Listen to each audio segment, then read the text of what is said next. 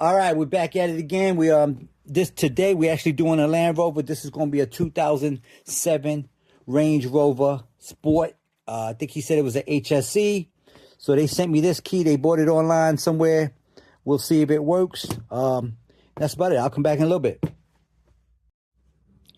All right, we're done. I wasn't able to program this key real quick. Let me talk about this key a little bit. This key has the wrong chip. So, if you're buying stuff on the internet, make sure it's compatible. In most cases, it's a better idea to let me use my chips because I'm going to waste time trying to program something you purchased that you're not even sure yourself if it works.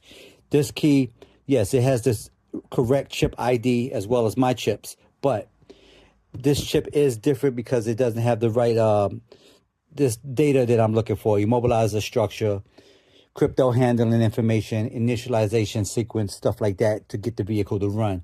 So I programmed my chips. My chips are pre-coded with all that information, ready to rock and roll. So and that's about it. At this point, this is all plug and play. So I ended up cutting 2 new keys because I wasn't able to use this. And the circuit board in this key is integrated with the chip. So I can't remove the chip and use a chip like this. So that's about it without going into great detail. But if y'all need my help, I've been doing this since 1990. So I was around when the chips first hit the scene, and I'm still doing them. You need my help. You need somebody with a little bit of experience. Give me a call. I'll tell you what to send me, how much it's going to cost, how long it's going to take. And that's about it. I'll catch y'all on the next one. Or go to the website, www.acmlocksmithgroup.com. Appreciate y'all, and catch y'all later.